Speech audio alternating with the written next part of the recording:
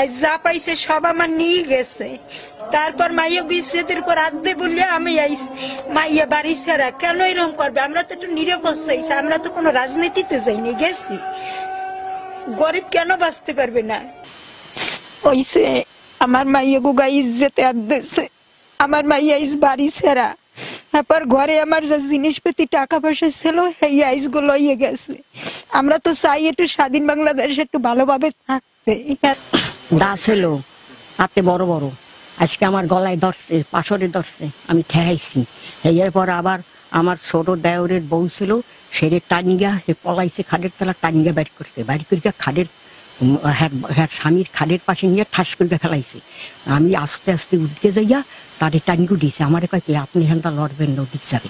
অল্প অল্প বয়স 4 জন ঘরের মধ্যে ঢুকছে, মুখ বান্ধা। আমি নিচে নামার পর ফিরে আবার কি পরামর্শ করেছে, 50 জন আমরা আইছি, ঘর কিন্তু ঘেরাও, বাইরে দিতে পারবেন না কিন্তু। এখন আমরা চুপ করে কয়েকজন বইছি, ফিরে আবার আইছে, এই দরজা খোলেন, ঝাপ খোলেন।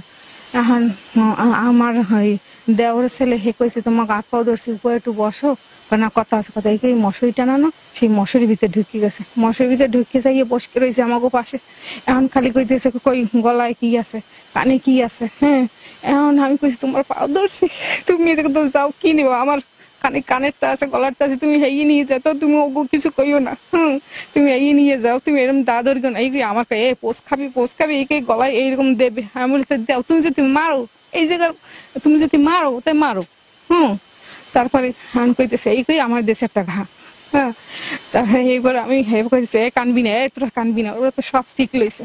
এইবার আমার কানেরটা খুলে দিয়েছে। এইবার আমার মায়ের এইসব জায়গায় এই পকেটে লইছে নাকি, ইসে লইছে নাকি, কানে গলায় আছে নাকি, সব দেখাইতে হইছে। হ্যাঁ, তারপরে ওই পাশে লাইট মারার পর খোঁজ করার পর আমার পরে টানিয়ে আনছে। টানিয়ে এনে বলতেছে টাকা পয়সা যা আছে আলমারি চাবি দাও। তখন আমি বলতেছি আমার তোমরা মারবা না, ওরা আমার বড় লম্বা দাও এই জায়গা পোজ দেওয়া ধরছে। তখন আমি করছি কি পোজ দিও না, আমারে মারে না, আর যদি মারো একবারে মারো, আমি ডায়াবেটিস মানুষ, আমার তোমরা মারো।